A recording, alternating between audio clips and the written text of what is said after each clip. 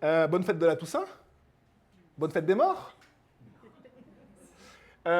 C'était la fête des morts et ce qui est vraiment étonnant, c'est qu'en fait, on va parler de la mort, on va fêter la mort, mais on va fêter votre mort et ma mort. On va fêter la mort de la chair crucifiée avec Christ. Et c'est très intéressant parce que quand j'ai étudié cette semaine la parole de Dieu pour vous l'exposer aujourd'hui, ce matin, eh bien, c'était étonnant de me dire, bien, c'est la fête des morts, il y a eu Halloween, etc. Eh bien, en fait, oui, c'est la fête des morts puisqu'on va prêcher ce matin sur la mort.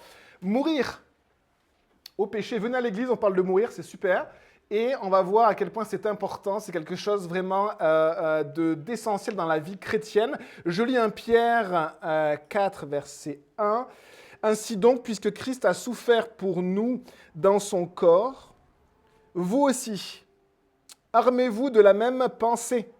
Celui qui a souffert dans son corps en a fini avec le péché.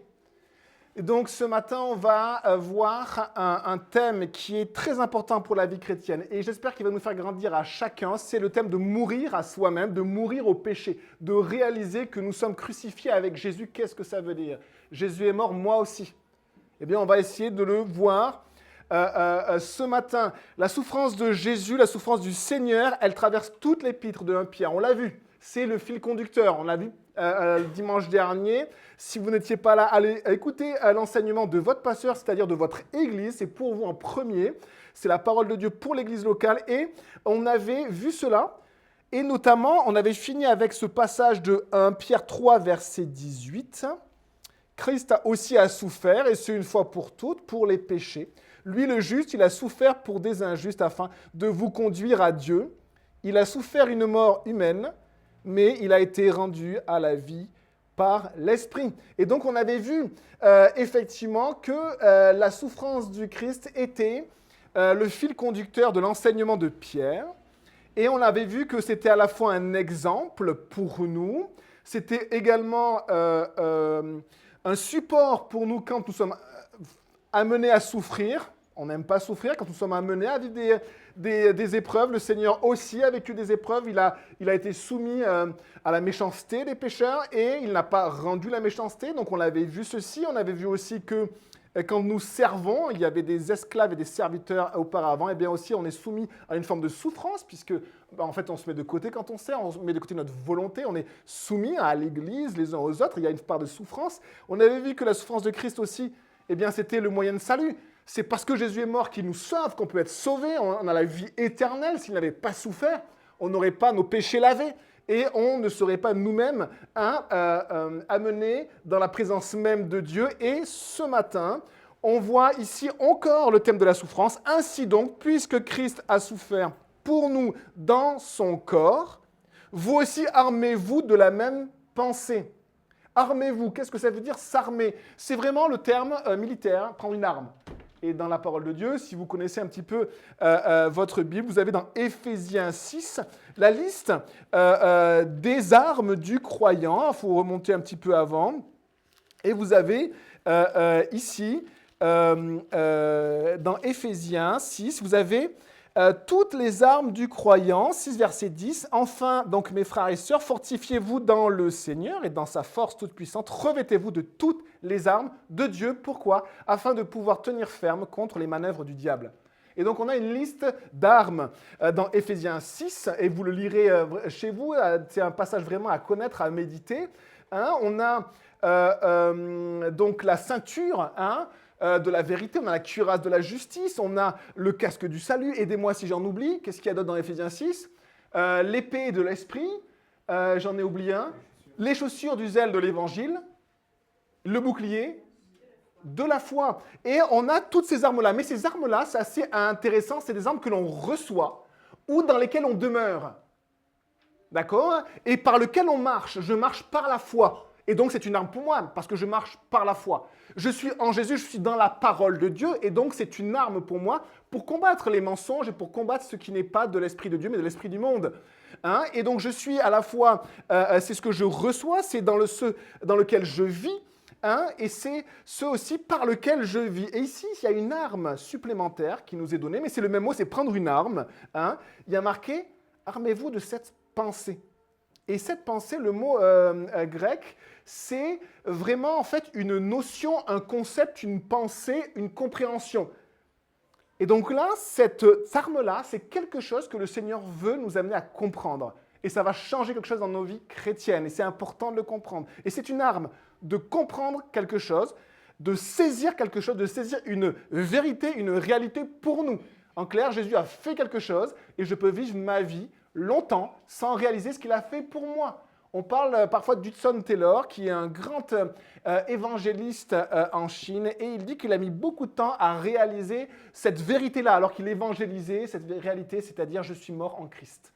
Et c'est intéressant de voir que c'est une arme dans notre vie chrétienne, de saisir cela. Et je voulais vous partager un exemple, une image.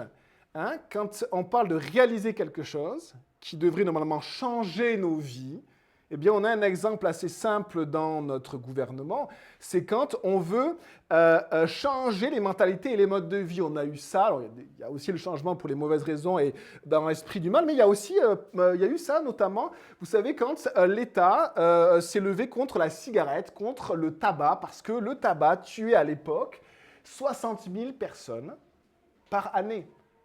Donc, c'était la ville de Bourges, une ville de Bourges qui passait chaque année à cause du tabac. Et donc, l'État, qu'est-ce qu'il a fait? Il a commencé à faire la loi Evin en 1991, ça remonte, hein, 34 ans. Et il a fait cette loi-là pour justement protéger les personnes du tabac et du coup de la mort. Ce qui est très intéressant, c'est qu'après cette loi-là, on en a fait d'autres. Alors la dernière, c'était le départ de 91, vous savez, vous aviez l'interdiction de fumer dans les lieux publics à un moment donné, je ne sais plus la date d'ailleurs. Hein, donc moi j'étais prof, il y avait une salle des profs, tout le monde fumait dedans, c'était horrible. Et à un moment donné, plus personne n'a fumé, c'est sympa.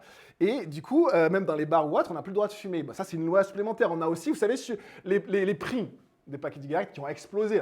Ceux qui fument, on dit, ouais, il est riche, hein, parce que c'est vraiment un coût. Avant, c'était beaucoup moins onéreux. Et du coup, l'État a systématiquement mis comme ça des mesures et des lois pour finalement libérer son peuple du tabac. Aujourd'hui, en 2025, il y a 75 000 morts à cause du tabac. C'est intéressant de voir ça. Et les chiffres sont stables. Chaque année, il y a à peu près 75 000 morts. C'est vraiment intéressant. Alors, c'est à peu près la même proportion puisqu'on est plus nombreux. En clair, on était 60 000 sur 58 millions. Maintenant, on est 75 000 sur 70 millions. Et même le pourcentage a augmenté un petit peu. C'est très intéressant de voir l'homme qui veut être libéré de quelque chose qui le tue et qui met une loi et qui veut changer son mode de vie. Il veut changer sa mentalité, son mode de vie, et on voit qu'après 35 ans, eh bien, il n'a pas réussi. Il n'a absolument pas réussi à le faire. Alors, cette génération-là qui a vécu dans le tabac, elle va passer, et donc la génération qui va venir après, sûrement qu'elle sera beaucoup moins impactée par le tabac, effectivement. Mais elle mourra d'autre chose. Je pense qu'elle mourra des MST, elle mourra comment on pourrait appeler ça, du problème du numérique. Elle va mourir d'autre chose, c'est sûr. Et on va du coup mettre des lois pour ces nouvelles choses qui arrivent. Hein. Et ça sera ce qui est fascinant. Ce qui est fascinant, c'est de voir l'effort de l'homme pour se changer lui-même. L'effort de l'homme pour se changer. En fait, qu'est-ce qu'il veut faire? Il veut changer sa chair. Et on va le voir ce matin. Il veut changer sa nature corrompue. Et il n'y arrive pas. Il n'y arrive pas. Et quand il pense avoir réglé un problème, eh bien, on a d'autres problèmes. Vous avez entendu le problème de l'autisme numérique? Des gamins qui sont complètement à côté, en fait, qui n'interagissent pas avec les autres. Certains pourront en parler mieux que moi ici. Et c'est comme, en fait, une sorte de nouvelle maladie qu'on a créée à cause du numérique. Hein. On a aussi le problème des médicaments en psychiatrie. Combien de personnes prennent des médicaments qui agissent sur notre cerveau? On a plein comme ça de cas, et ce n'est pas une mauvaise chose forcément de prendre des médicaments, mais simplement c'est aussi des drogues douces pour justement nous aider à aller mieux. Des fois, il faut en prendre, il n'y a pas de souci, mais ce sont des problèmes. On règle un problème, il y en a un autre qui arrive, c'est ce que je veux dire. Il y en a un autre qui arrive, on n'est pas libéré. J'aimerais bien que toute la population soit libérée des médicaments qui agissent sur nos neurones. Vous imaginez en fait l'impact que ça a dans nos vies. Et parfois, on est fragile, on est malade, on essaie de régler ceci, mais on n'y arrive pas. Et quand un problème est réglé, soi-disant, en fait, finalement, il y en a un autre plus grand qui arrive derrière. On avait aussi le problème du sida. Ce qui était génial, c'est que quand on avait eu le sida, au lieu de dire, en fait, les évangéliques avaient sorti un slogan. En fait, on a trouvé le vaccin contre le sida. La fidélité. Point barre, le sida a disparu. Mais non, on nous a dit non, surtout continuez à coucher avec qui vous voulez. Allez-y, vous couchez avec qui vous voulez, on va essayer de trouver un vaccin. Et c'est l'homme. En fait, on essaie de se transformer de la mauvaise manière. C'est très intéressant de voir que l'homme fait tous ses efforts pour transformer sa chair, mais que c'est un échec. Et c'est une très bonne image de ce qui est incurable pour l'être humain. Ce qui est incurable pour l'être humain, et c'est l'ennemi numéro 1. L'ennemi numéro 1, c'est pas Trump, c'est pas Poutine. L'ennemi numéro 1, je cite les médias, l'ennemi numéro 1, c'est ma chair. Et Jésus a donné cet enseignement. L'ennemi numéro 1, c'est moi-même. Je pense qu'on ferait moins de vues dans les médias si on disait ceci. L'ennemi numéro 1, c'est moi et c'est toi. Et du coup, on n'arrive pas à se transformer, on n'arrive pas à changer. Et c'est ce que la parole de Dieu nous dit. Et ce matin, en fait, le thème, c'est mourir au péché, c'est mourir soi-même, c'est réaliser que justement, cette nature corrompue par le péché, je suis né corrompu. Est-ce que vous réalisez ceci? Pourquoi? Parce que mes parents sont pécheurs. Et donc, ils m'ont donné leur ADN de pécheur. Et je nais pécheur. C'est-à-dire, je nais déformé, corrompu par le péché depuis Adam et Ève, quand Adam et Ève sont sortis du jardin. Si vous ne croyez pas à la Genèse, vous ne croyez pas non plus en Dieu, en la sanctification, en tout ce que Dieu a fait, parce que tout part de la Genèse et prolonge jusqu'à... Il y a une unité dans la parole de Dieu. Et donc, depuis Adam et Ève, me dit la parole de Dieu, eh bien, je suis déformé par le péché. Et l'homme essaie de réformer. Et la parole de Dieu nous dit qu'on a besoin d'être transformé. D'être transformé. Et pour être transformé, il faut accepter quelque chose qu'on déteste. C'est que le premier problème, c'est moi et que j'ai besoin de mourir.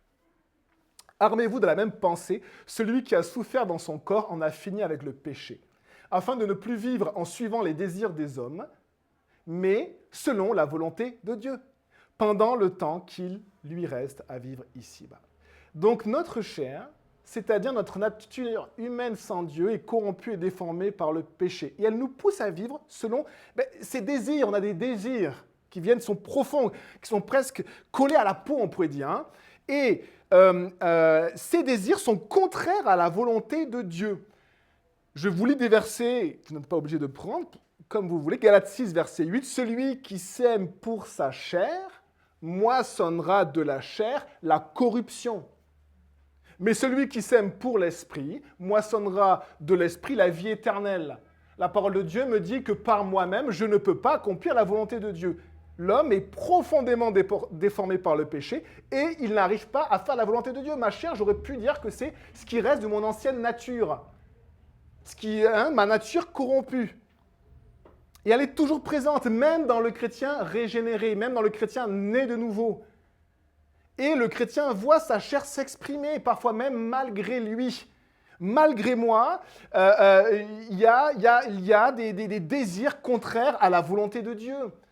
Et Galates 6 nous liste d'ailleurs, c'est ce qui sort de ma chair, l'immoralité sexuelle, la colère, les disputes, les excès dans la boisson, l'alcool, dans la nourriture, l'idolâtrie, et etc., etc., etc. Il dit « et les choses semblables ». C'est-à-dire qu'il y a encore tellement de choses qui sortent de nous. Dans Galates 6, les fruits de l'esprit, les fruits de la chair, vous pourrez le lire également. Et donc, on saisit la réalité de notre chair quand, vous savez, on commence à détester ce que l'on fait. Je ne sais pas si vous êtes arrivé, le fait de ne pas réussir à faire le bien et ne pas réussir à stopper parfois le mal. Et ça, c'est ma chair. On aimerait changer, on aimerait se détacher de certaines choses, mais on n'y arrive pas. Et je vous invite à prendre Romains chapitre 7. Nous saisissons la réalité de notre chair quand nous souhaiterions agir d'une belle manière, mais malgré nos efforts, nous n'y arrivons pas. Prenez avec moi, s'il vous plaît, mes frères et sœurs, Romains chapitre 7.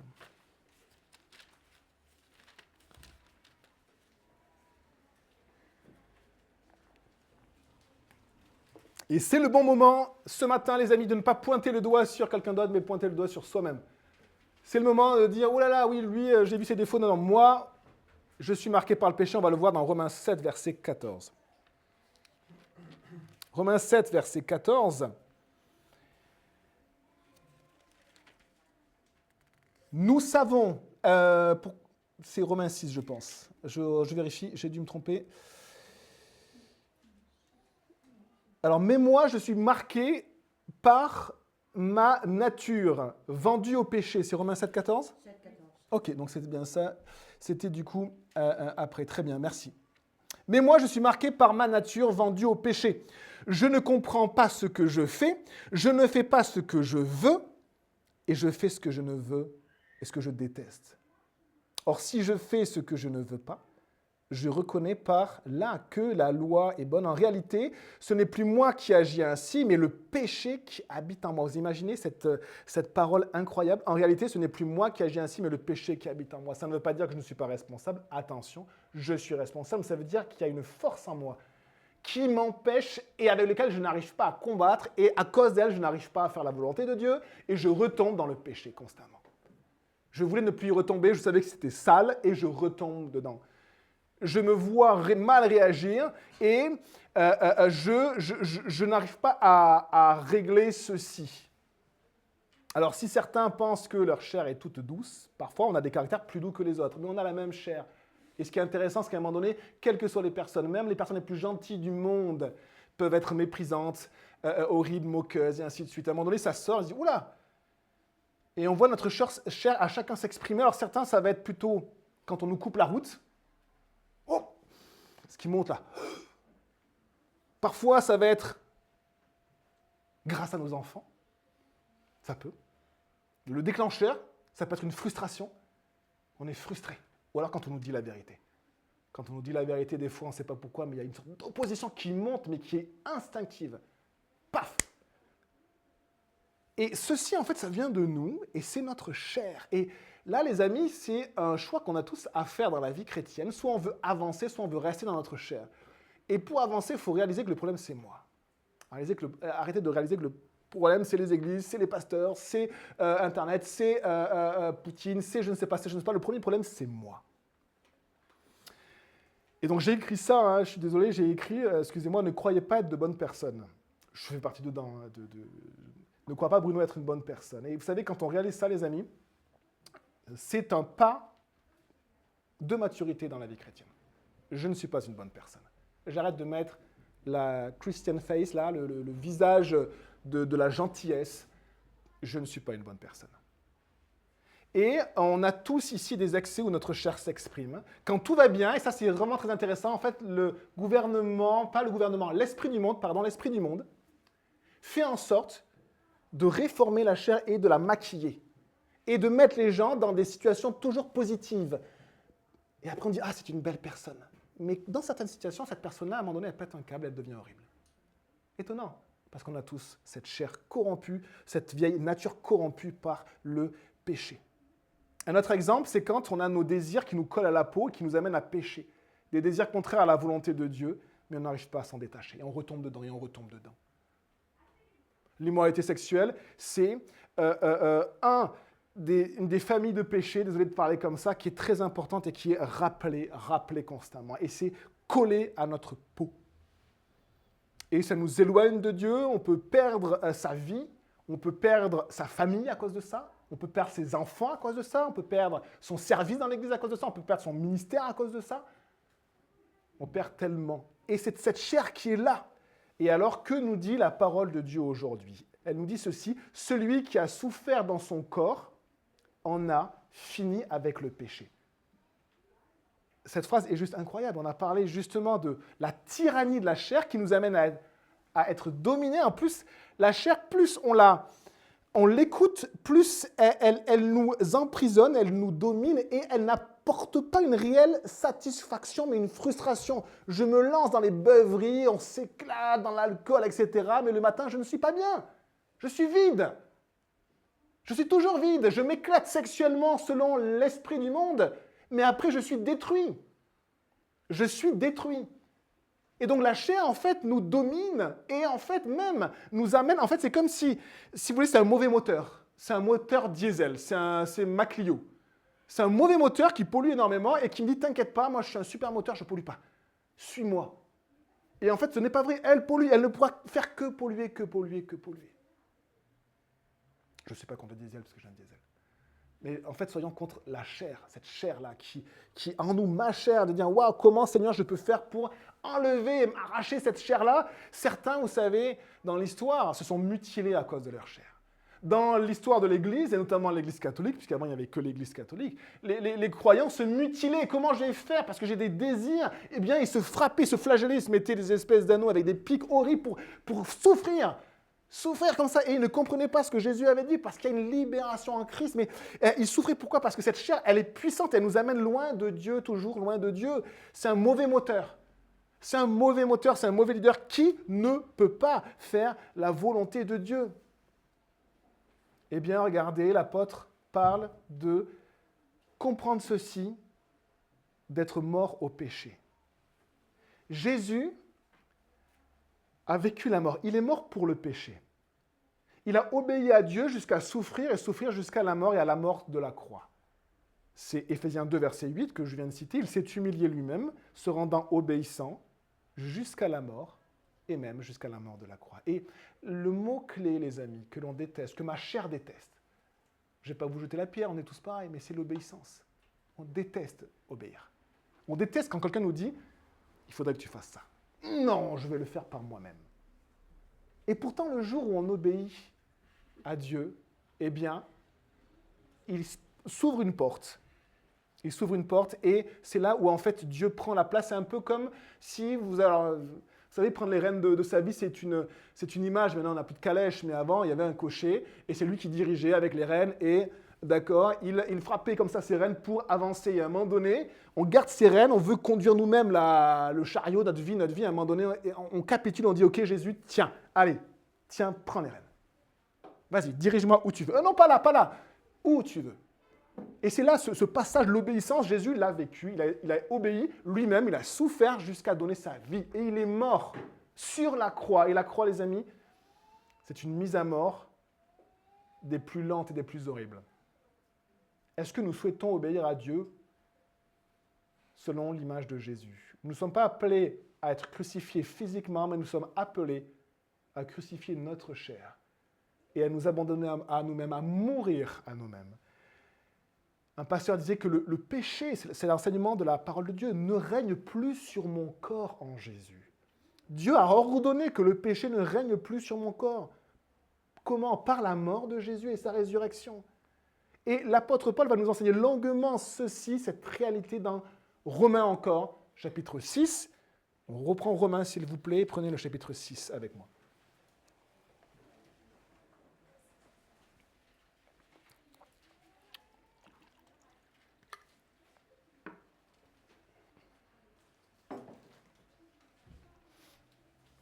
Et on va lire à partir du verset 1. Que dirons-nous donc? Allons-nous persister dans le péché afin que la grâce se multiplie? C'est un homme qui est en combat avec sa chair, certainement pas. Nous qui sommes morts au péché ou morts pour le péché, les deux formulations sont justes. Comment pourrions-nous encore vivre dans le péché? Ignorez-vous que nous tous qui avons été baptisés en Jésus-Christ, c'est en sa mort que nous avons été baptisés. Qu'est-ce qu'on a dit la dernière fois? Qu'est-ce que la parole de Dieu nous a enseigné? Nous avons été sauvés par un baptême. Et c'est le baptême de Jésus. Sa mort et sa résurrection, nous avons été sauvés par ce baptême-là. Eh bien, que dit l'apôtre Paul? Ignorez-vous, armez-vous de cette pensée, essayez de la comprendre. Ignorez-vous que nous tous, nous avons été baptisés en Jésus. C'est en sa mort que nous avons été baptisés. Verset 4, par le baptême en sa mort, nous avons donc été ensevelis avec lui, afin que comme Christ est ressuscité par la gloire du Père, de même, nous aussi, nous menions une vie nouvelle. Cette phrase est magnifique.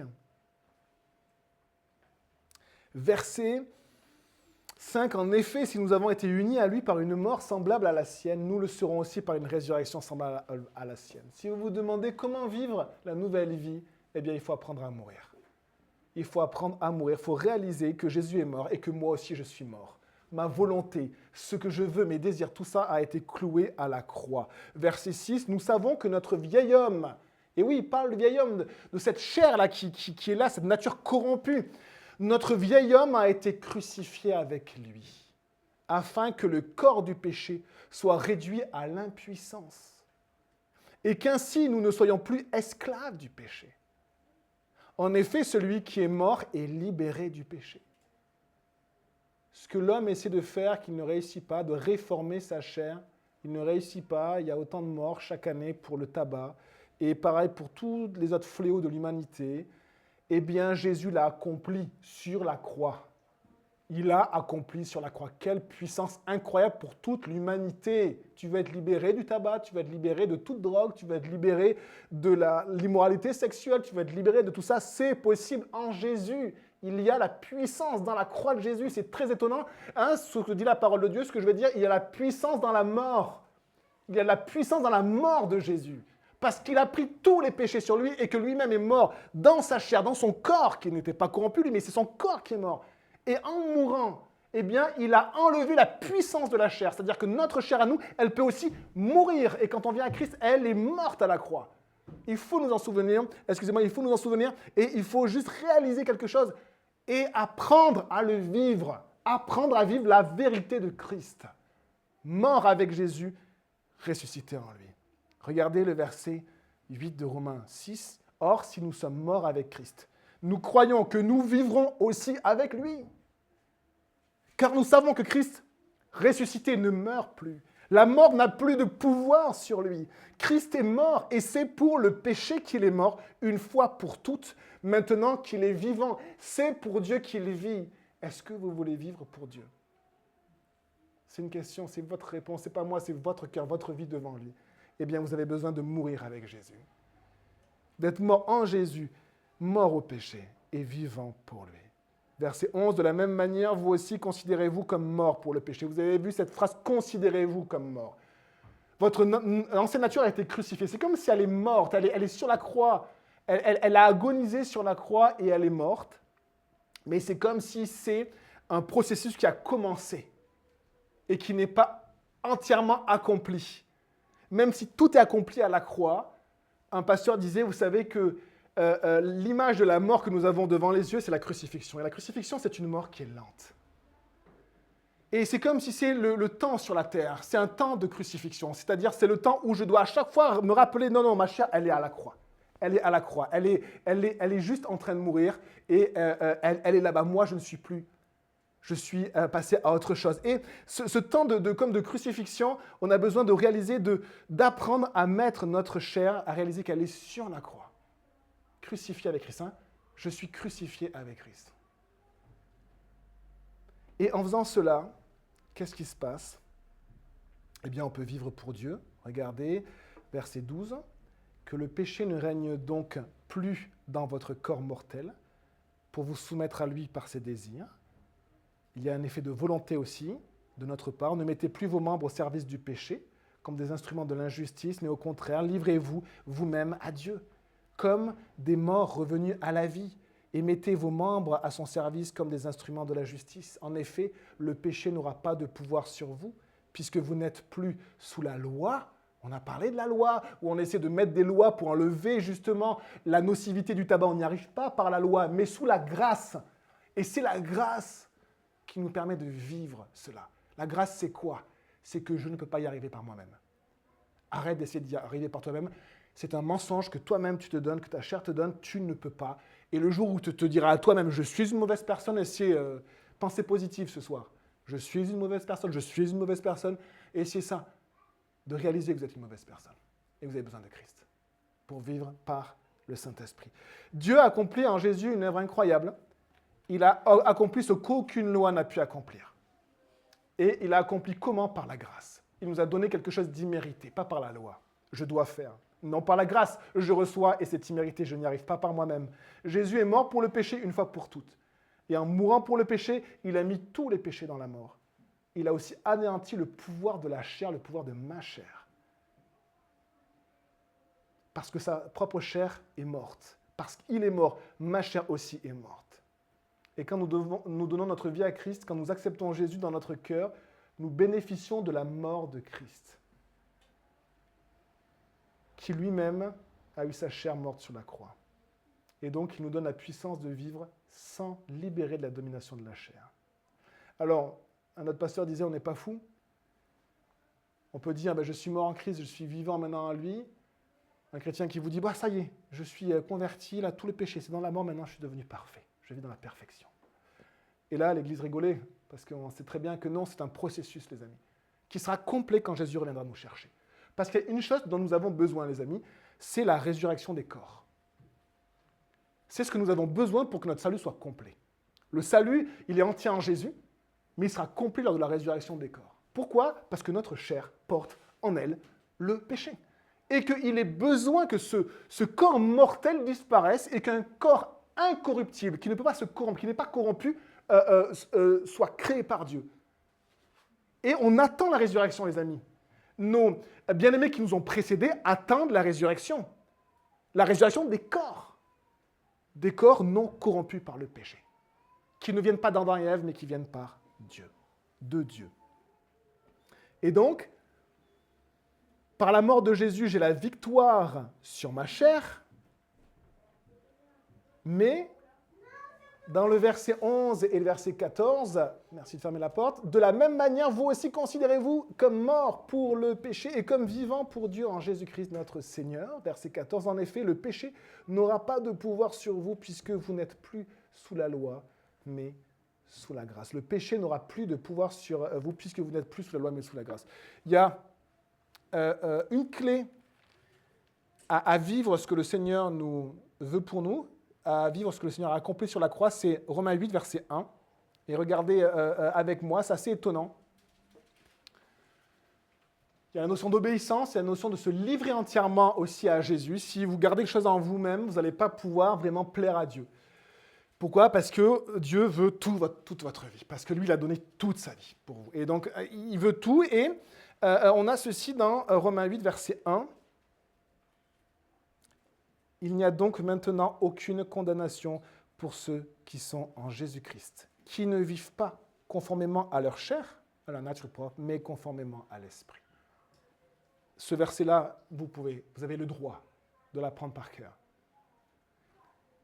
Il n'y a donc maintenant aucune condamnation pour ceux qui sont en Jésus-Christ. C'est en Jésus que je peux vivre ma vie chrétienne. Et parfois, quand je retombe, eh bien, j'ai besoin simplement d'apprendre la grâce, c'est-à-dire de réaliser que si je retombe 10 fois, 20 fois, eh bien, j'ai besoin d'aller à la croix, le sang de Jésus me purifie de tout péché, et d'apprendre à vivre cette crucifixion, c'est-à-dire, qu'est-ce que dit Jésus d'ailleurs aux gens qui le suivent? Si quelqu'un veut être mon disciple, qu'il prenne sa croix. Pourquoi la croix? Parce que notre chair est crucifiée. Je ne peux pas vivre et suivre Jésus si je n'ai pas ma croix, si ma chair n'est pas crucifiée, je ne peux pas. Je ne peux pas. Alors on avait aussi notre exemple un peu plus encourageant, parce que maintenant je peux vivre non plus selon ma chair, mais selon l'esprit.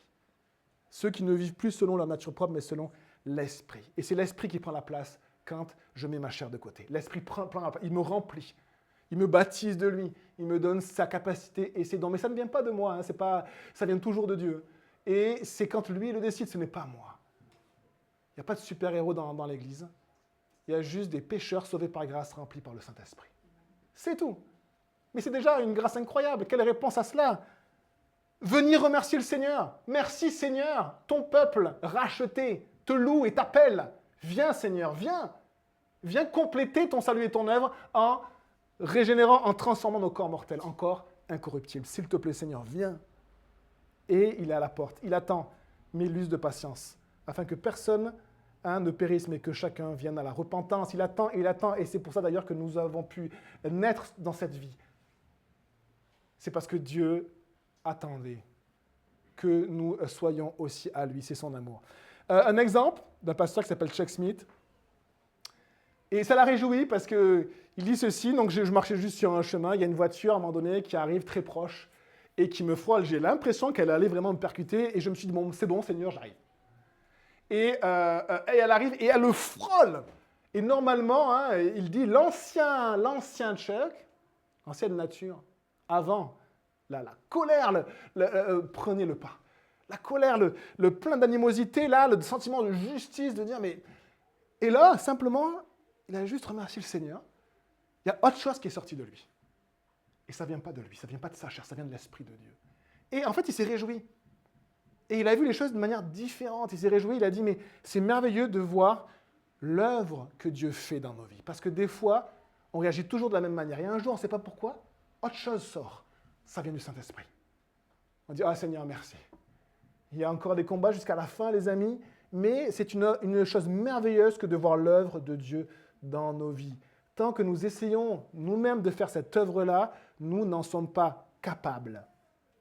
Mais cet abandon complet de nous-mêmes devant Dieu, se donner à Dieu, obéir entièrement à Dieu, eh bien, c'est Dieu qui prend la relève dans ma vie. Il n'y a aucune condamnation pour ceux qui sont en Jésus-Christ. Qu'est-ce que ça veut dire? Ça veut dire que je me mets entièrement en Jésus, je me cache en Jésus, je donne ma vie entière en Jésus. Et à ce moment-là, je peux vivre selon l'Esprit. Je peux, et le Seigneur va le faire. Et souvent, c'est un processus, c'est comme un bébé qui grandit. Mais c'est un processus. Et c'est pour ça qu'on veut laisser la parole de Dieu agir en nous. On veut aussi le Saint-Esprit laisser agir en nous. Venez dans 2 semaines. On veut simplement laisser le Saint-Esprit. On ne va pas créer des choses, on ne va pas mettre des néons bleus qui clignotent, on ne va rien faire de tout ça. On va simplement laisser Dieu faire. Juste demander au Seigneur, on a besoin d'être rempli de ton esprit. Plus vivre selon notre chair, mais selon l'esprit. Celui qui a souffert dans son corps en a fini avec le péché, afin de ne plus vivre en suivant les désirs des hommes, mais selon la volonté de Dieu, pendant le temps qu'il lui reste à vivre ici-bas. Et la prochaine fois, je voulais enseigner jusqu'au verset 6, et la prochaine fois, on verra les versets 3 à 6, parce que pendant le temps qu'il lui reste à vivre ici-bas, des fois, on ne réalise pas que la vie est un cadeau, et qu'on utilise ce cadeau de la mauvaise manière. Et un jour, on sera devant Dieu, et on sera peut-être des fous, et Dieu nous dira, mais qu'est-ce que tu as fait de la vie que je t'ai donnée? Et on sera peut-être des fous en disant, ben, j'ai vécu pour moi. J'ai vécu pour moi. Et en fait, il nous reste un temps. Pour certains, ce temps est court. Peut-être que je vais mourir demain, ou ce soir, on ne sait pas. Dans ce temps-là, j'ai déjà passé tellement de temps à vivre selon moi, dans le péché. Maintenant, le temps qui nous reste, on n'a plus envie de vivre selon les désirs des hommes, mais on a envie de vivre selon la volonté de Dieu. On va lire 2 passages et après, on va prier ensemble. Et si vous avez à cœur de prier, eh bien, s'il vous plaît, priez. Romains 8, j'espère que ça vous a donné envie de lire l'épître aux Romains. Romains 8, verset 5.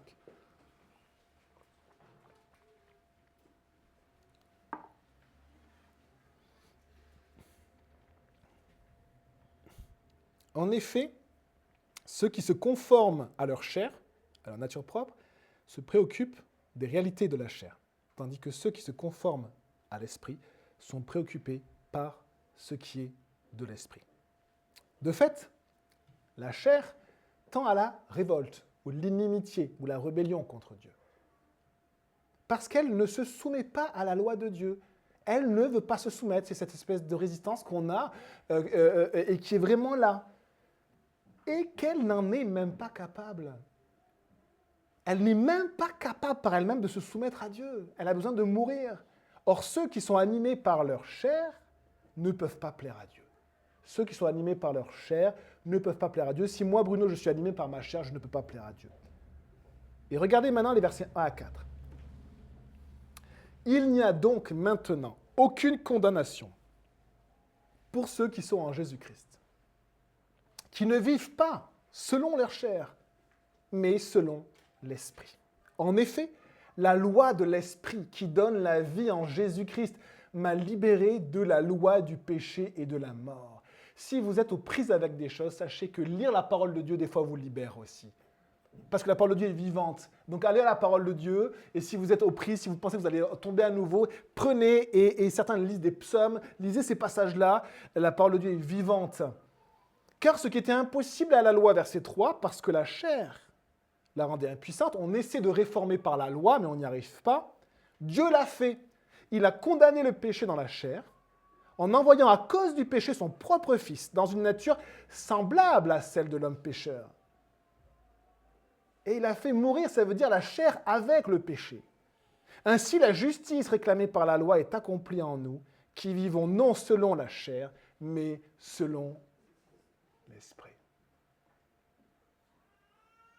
Et je rappelle la parole du Seigneur, Luc 14, verset 24, « Quiconque ne porte pas sa croix et ne me suit pas ne peut pas être mon disciple. » Porter sa croix, être crucifié avec Christ. On va prier, les amis, et si vous avez à cœur de prier, n'hésitez pas à prier après moi. Seigneur, on vient près de toi, on te dit merci, Seigneur, pour ton nom, et on te demande,